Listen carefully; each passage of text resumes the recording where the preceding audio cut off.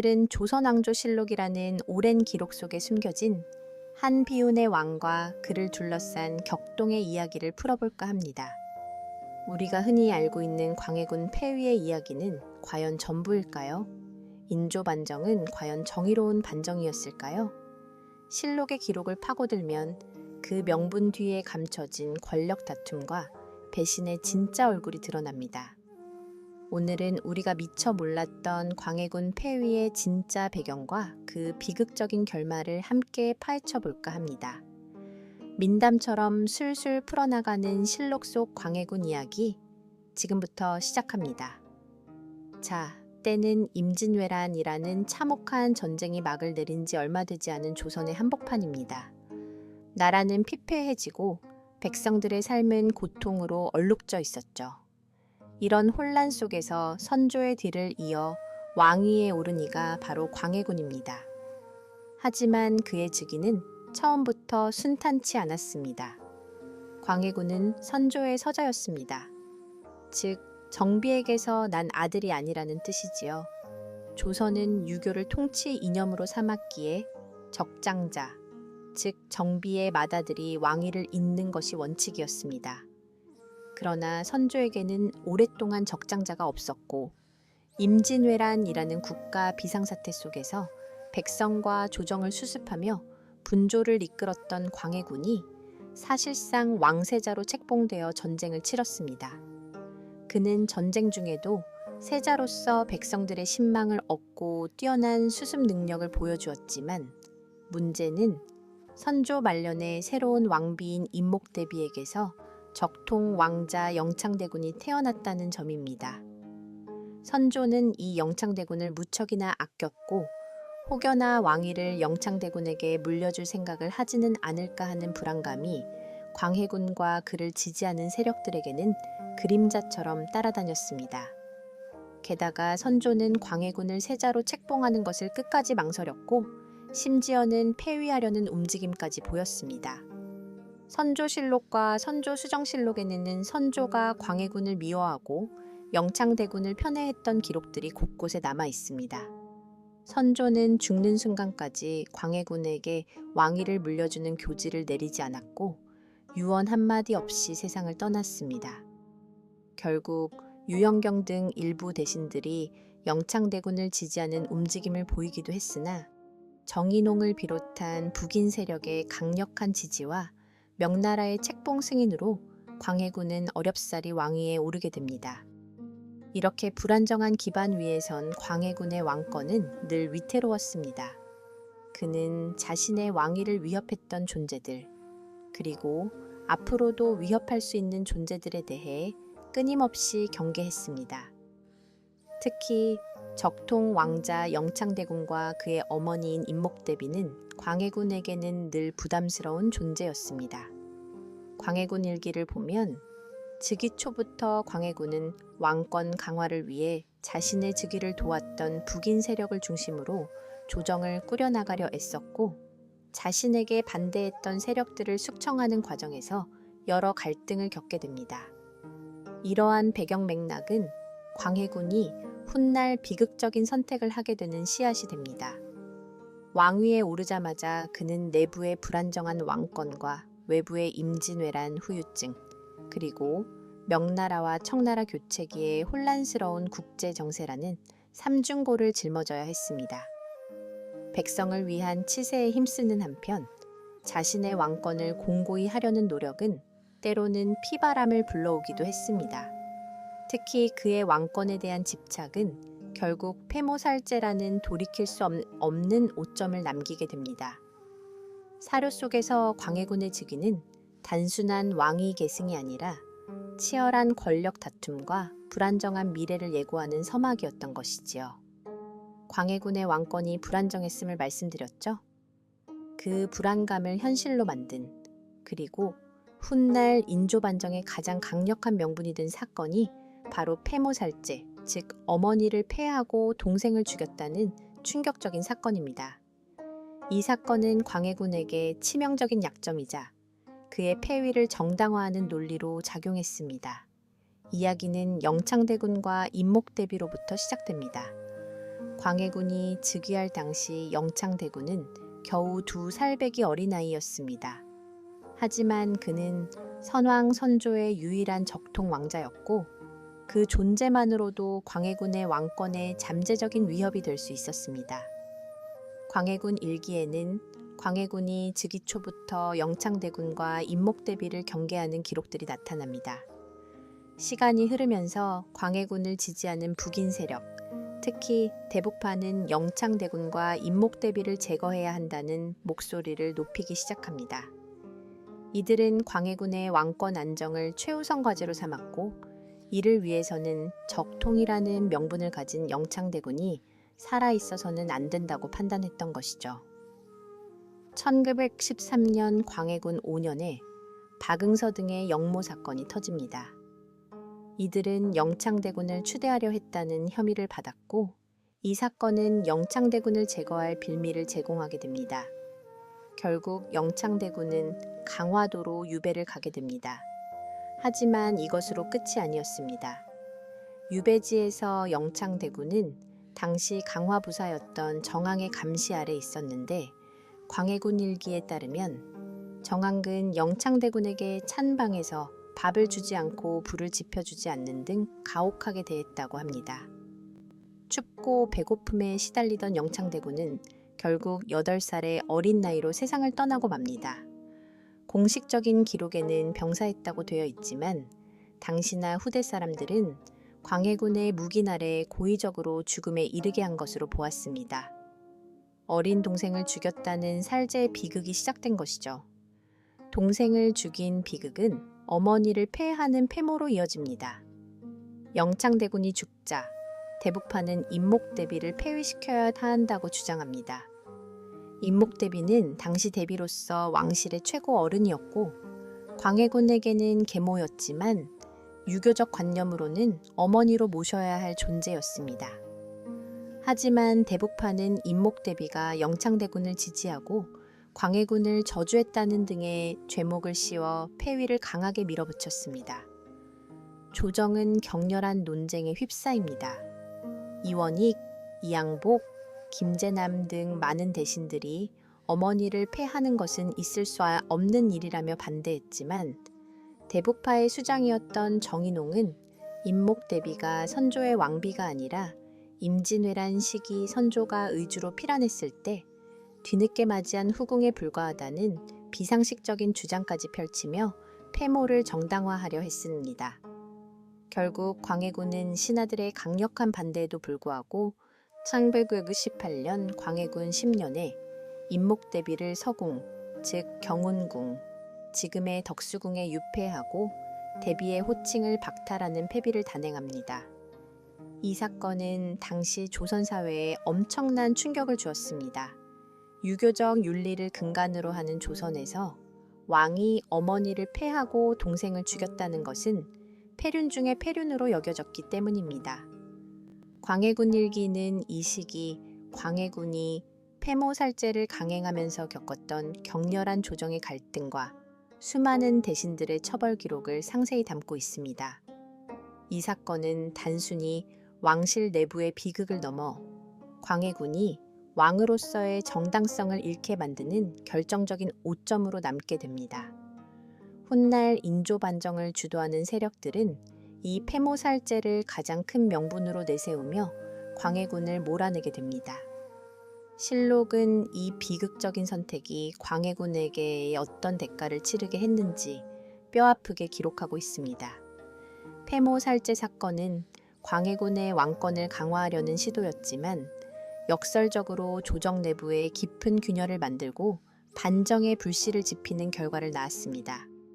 유교적 윤리를 중시하던 조선 사회에서 폐모살제는 용납할 수 없는 폐륜으로 여겨졌고 많은 선비와 대신들이 이를 비판하며 광해군에게 등을 돌리기 시작했습니다.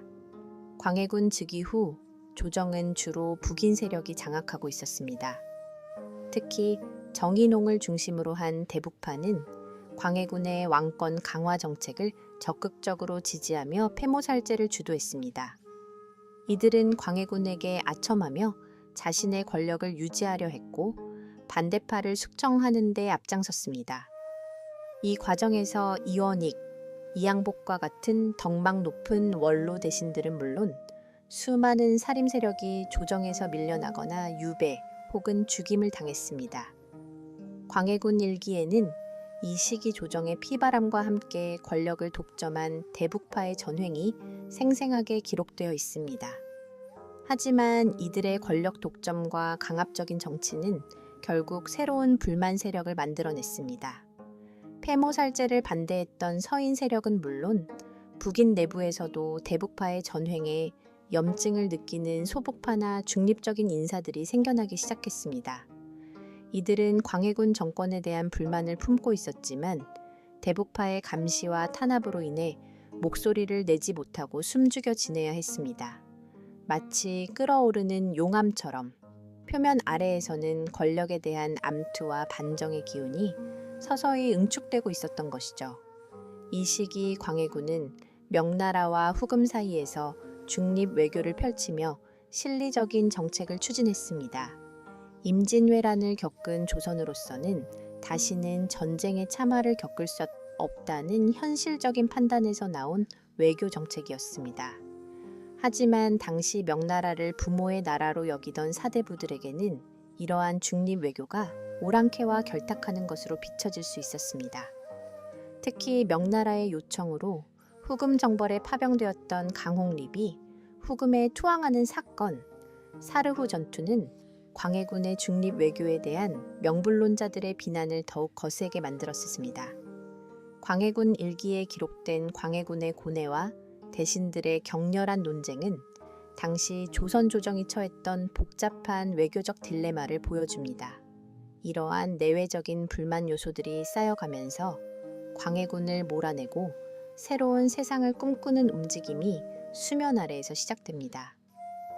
이이첨 등 대북파의 전횡에 불만을 품은 이들이 모여들기 시작했고, 특히 인조 반정의 핵심 인물이 되는 김류, 이기, 이괄, 김자점 등은 서인 세력을 중심으로 은밀하게 결집했습니다. 이들은 폐모살제와 광해군의 실정을 명분으로 삼아 새로운 왕을 옹립하고 자신들의 권력을 되찾으려 했습니다. 인조실록은 반정을 꾀하는 세력들이 어떻게 서로 연락을 주고받고 병력을 모으며 거사 날짜를 정했는지 그 준비 과정을 자세히 기록하고 있습니다. 이들은 표면적으로는 광해군을 지지하는 척하면서도 뒤로는 역모를 꾸미는 위험한 이중 생활을 이어갔습니다. 밤이 되면 은밀히 모여 미래를 논하고 낮에는 아무 일 없다는 듯 조정에 나아가 업무를 보았겠지요. 권력의 암투 속에서 서로를 의심하고 견제하면서도 광해군이라는 공통의 적을 향해 칼날을 갈고 있었던 것입니다. 조정의 균열은 이제 돌이킬 수 없는 파국으로 치닫고 있었습니다. 1913년 3월 12일 어둠이 깊게 깔린 새벽, 역사의 물줄기를 완전히 뒤바꿀 반정의 서막이 올랐습니다. 인조실록은 그날의 숨막히는 순간들을 생생하게 기록하고 있습니다. 반정을 주도한 이들은 김류, 이기, 이괄, 김자점 등 서인 세력을 중심으로 한 무리였습니다. 이들은 이미 오래전부터 거사를 준비해 왔습니다. 군사들을 훈련시키고 비밀리에 연락망을 구축하며 광해군의 실정과 폐모살제를 명분으로 삼아 백성들의 지지를 얻으려 노력했습니다. 그들은 마침내 거사일을 3월 12일로 정하고 수도 한양으로 징역할 계획을 세웠습니다. 반정군은 밤을 틈타 홍제원에 집결했습니다. 이들의 수는 약 2,000명에 달했다고 전해집니다. 이기가 선봉에 서고 김류가 중군을 이끌었으며 이괄은 후군을 맡았습니다. 이들은 정의로운 군사가 패륜한 임금을 치고 폐위된 어머니를 복위시키며 억울하게 죽은 왕자들을 신원한다는 명분을 외치며 징역했습니다. 반정군의 첫 번째 목표는 창덕궁이었습니다. 광해군이 머물고 있던 곳이었죠. 한양 도성에 들어선 반정군은 도니문을 통해 진입하려 했으나 문이 굳게 닫혀 있었습니다. 이괄은 병사들을 이끌고 창의문으로 향했고 그곳의 수비가 허술하다는 것을 파악하자 곧바로 문을 부수고 도성 안으로 진입했습니다. 반정군이 도성 안으로 밀려들어오자 궁궐 수비병들은 제대로 저항하지 못하고 혼란에 빠졌습니다. 새벽 달기 울기 전 반정군은 창덕궁에 다다랐습니다. 궁궐 안은 이미 아수라장이었습니다. 궁궐 수비대와 광해군을 따르는 대신들은 갑작스러운 반정군의 기습에 우왕좌왕할 뿐이었습니다. 인조실록은 당시 궁궐의 혼란상을 자세히 묘사하고 있습니다. 반정군은 궁궐의 여러 문을 부수고 들어와 광해군을 찾기 시작했습니다. 이때 광해군은 어떻게 하고 있었을까요? 광해군 일기와 인조실록에 따르면 광해군은 밤늦도록 잠 못 이루고 있다가 반정 소식을 듣고 크게 놀랐다고 합니다. 그는 평소처럼 황관의 옷으로 변장하여 궁궐을 빠져나가려 했지만 이미 사방이 반정군에게 포위된 상황이었습니다. 광해군은 결국 후궁의 처소로 몸을 숨겼습니다. 반정군의 대장 김유는 광해군을 찾아내 궁궐 밖으로 끌어냈습니다. 그리고는 임목대비가 유폐되어 있던 서궁으로 향했습니다. 반정의 명분이 폐모살제였던 만큼 임목대비의 복위는 반정의 정당성을 확보하는 데 가장 중요한 절차였습니다. 임목대비는 반정군을 맞이하며 광해군의 죄를 조목조목 나열하고 폐위의 정당성을 선포했습니다. 인조실록에는 임목대비가 이 자리에서 광해군을 향해 천륜을 어긴 폐륜하라고 비난하며 폐위를 윤허하는 모습이 기록되어 있습니다. 광해군은 그렇게 왕좌에서 끌어내려졌습니다. 불과 몇 시간 만에 모든 것이 뒤바뀐 것입니다. 반정군은 광해군을 폐위시키고 능양군, 즉 훗날의 인조를 새로운 왕으로 추대했습니다. 인조는 임목대비의 윤허를 받아 왕위에 오르게 됩니다. 이로써 15년간 재위했던 광해군은 비극적인 역사의 뒤향일로 사라지고 새로운 왕 인조가 조선의 역사를 이어받게 됩니다. 실록이 기록한 그날의 반전은 한 왕의 몰락과 다른 왕의 등극을 알리는 피비린내에 나는 역사의 순간이었습니다. 왕좌에서 끌어내려진 광해군에게 남은 것은 기구하고 쓸쓸한 유배 생활 뿐이었습니다. 인조실록과 승정원일기 등 여러 기록은 폐위된 왕 광해군의 비극적인 말년을 담담하게 전하고 있습니다. 반정 직후 광해군은 강화도로 유배를 가게 됩니다. 불과 몇 해 전 자신이 폐모살제를 단행하며 어린 조카 영창대군을 유배 보냈던 바로 그 강화도였습니다. 역사는 때때로 이렇듯 섬뜩한 아이러니를 보여줍니다. 광해군은 강화도에서 몇 년을 보내다가 다시 교동도, 이어 제주도로 옮겨 다니며 유배 생활을 이어가야 했습니다. 유배 생활은 왕이었던 그에게 너무나 가혹했습니다. 그는 더 이상 왕이 아니었고 이름조차 박탈당한 채 폐주로 불렸습니다. 감시 속에 작은 집에 갇혀 지내야 했고 식사와 의복도 일반 백성보다 조금 나은 수준에 불과했습니다. 인조실록에는 광해군이 유배지에서 추위와 배고픔에 시달리며 때로는 자신을 감시하는 관리들에게 불만을 토로했다는 기록도 남아 있습니다. 한때 조선의 왕으로서 권력을 휘둘렀던 그에게는 상상조차 할 수 없는 비참한 현실이었을 것입니다. 더욱 비극적인 것은 그의 가족들마저 유배지에서 차례로 세상을 떠났다는 점입니다. 폐위된 광해군과 함께 유배 생활을 하던 패비유 씨, 즉 그의 아내도 유배지에서 생을 마감했습니다. 아들과 며느리 또한 유배지에서 죽음을 맞이했습니다. 인조실록에는 이들의 죽음이 기록되어 있으며 광해군이 자식들의 죽음을 지켜보며 얼마나 큰 고통을 겪었을지 짐작하게 합니다. 한때는 왕의 자식들이었지만 폐위된 왕의 자식이라는 이유로 그들의 삶 역시 비극으로 점철되었습니다. 광해군은 유배지에서 무려 18년이라는 긴 세월을 보냈습니다. 제주도에 마지막으로 유배되었을 때 그는 이미 늙고 병든 노인이었습니다. 그는 자신의 비참한 처지를 한탄하며 때로는 지난날의 영화를 회상하기도 했을 것입니다. 승정을된 일기에는 제주 목사가 광해군의 건강 상태를 조정해 보고하는 내용이 있는데, 그가 나이가 많아 기력이 쇠하고 병약했다는 기록을 통해 그의 말년이 얼마나 고통스러웠을지 짐작할 수 있습니다.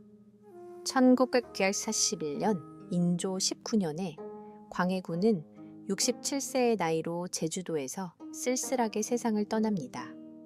왕으로서의 화려한 장래는커녕 유배지에서 초라하게 생을 마감한 것입니다. 그의 시신은 육지로 옮겨져 경기도 남양주에 안장되었지만 그마저도 초라한 무덤이었습니다. 후대의 역사가들은 광해군을 군으로 격파시켜 왕실 묘호조차 받지 못하게 했습니다. 실록은 폐위된 왕의 쓸쓸한 말년을 통해 권력의 무상함과 한 인간의 비극을 고스란히 보여줍니다. 왕으로서의 업적을 제대로 평가받지 못한 채 오직 폐륜이라는 오명과 함께 역사 속에 남겨진 광해군. 그의 말년은 인조반정의 결말이 한 개인에게 얼마나 혹독한 비극이었는지를 여실히 보여주는 대목입니다. 과연 누가 승자이고 누가 패자였을까요? 승리한 인조와 서인 정권도 이후 병자호란이라는 더 큰 비극을 맞이하게 되니 역사의 아이러니는 참으로 뼈아픕니다. 이제 광해군 폐위의 진짜 배경과 그 결말의 의미를 다시 한번 짚어볼 시간입니다. 실록이라는 귀한 사료를 통해 우리는 단순히 폐모살제라는 표면적인 이유를 넘어 그 이면에 숨겨진 복잡한 권력 다툼과 인간적인 비극을 엿볼 수 있었습니다. 광해군 폐위의 진짜 배경은 무엇이었을까요? 조선왕조실록의 기록들을 종합해보면 크게 세 가지 측면에서 이해할 수 있습니다. 첫째는 불안정한 왕권의 근본적인 한계입니다. 서자 출신으로서 적통 왕자인 영창대군의 존재는 광해군에게 늘 부담이었고, 이는 왕권 강화를 위한 무리한 선택, 즉 폐모살제로 이어지는 도화선이 되었습니다. 광해군은 자신의 정통성 부족을 스스로의 손으로 더욱 훼손한 셈이 되었습니다. 둘째는 조정 내 극심한 당파 싸움과 권력의 전횡입니다. 광해군을 지지했던 대북파는 폐모살제를 강행하면서 다른 당파는 물론 북인 내부의 반대파까지 숙청하며 권력을 독점했습니다. 이는 조정 내부의 광해군 정권에 대한 깊은 불신과 불만을 쌓이게 했고, 결국 서인 세력을 중심으로 한 반정 세력이 결집할 수 있는 배경을 제공했습니다. 실록은 이 시기 대신들의 피비린내에 나는 암투와 숙청의 기록을 통해 권력의 무서운 속성을 보여줍니다. 셋째는 복잡한 국제 정세 속에서의 외교적 딜레마입니다. 명나라와 후금 사이에서 중립 외교를 펼쳤던 광해군의 정책은 실리적이었지만, 당시 명나라를 숭상하던 조선의 유교적 사대부들에게는 오랑캐와 통하는 것으로 비춰졌습니다. 이는 반정 세력에게 명나라를 가까이 하고 후금을 배척한다는 명분을 제공하며 광해군을 몰아낼 또 하나의 구실이 되었습니다. 결국 인조 반정은 단순히 폐모살제라는 폐륜을 응징하기 위한 정의로운 반정이 아니었습니다. 그 이면에는 불안정한 왕권, 권력에 대한 욕망, 당파 간의 치열한 암투, 그리고 급변하는 국제 정세 속에서 자신들의 입지를 강화하려는 정치적 계산이 복잡하게 얽혀 있었습니다. 실록은 반정의 명분이 아무리 훌륭했을지라도 그 과정과 결과가 결코 순수하지 않았음을 덤덤하게 기록하고 있습니다. 그렇다면 이 비극적인 결말이 우리에게 전하는 메시지는 무엇일까요? 광해군은 폐위되어 비참한 말년을 보냈지만 그의 치세에 대한 재평가는 끊이지 않습니다. 백성을 위한 전후 복구 사업, 대동법 시행, 그리고 실리적인 중립 외교는 오늘날에도 그의 선견지명으로 평가받기도 합니다. 하지만 이러한 업적들이 그의 폐륜이라는 오명을 완전히 씻어주지는 못했습니다. 인조반정은 승리한 자들의 기록인 인조실록의 정의로운 혁명으로 기록되었지만 그 역사의 반전 뒤에는 수많은 사람들의 피와 눈물, 그리고 권력의 탐욕이 숨어 있었습니다. 역사는 승자의 기록일지라도 실록은 그 승리 뒤에 어두운 그림자와 패자의 아픔까지도 담아내려 노력했습니다. 우리가 이 오래된 기록을 통해 얻을 수 있는 교훈은 역사를 표면적으로만 보지 않고 그 이면에 숨겨진 복잡한 배경과 인간적인 고뇌를 이해하려는 노력일 것입니다. 광해군과 인조반정의 이야기는 단순한 예시이야기가 아니라 권력의 본질과 인간의 욕망, 그리고 역사의 냉혹함을 다시 한번 생각하게 하는 깊은 여운을 남깁니다. 실록은 오늘도 우리에게 묻고 있습니다. 과연 진정한 정의는 무엇이며 역사의 심판은 누구의 편이었을까요? 이 질문을 가슴에 품고 우리는 오늘날의 세상을 돌아보게 됩니다. 다음 이야기에서 다시 찾아뵙겠습니다.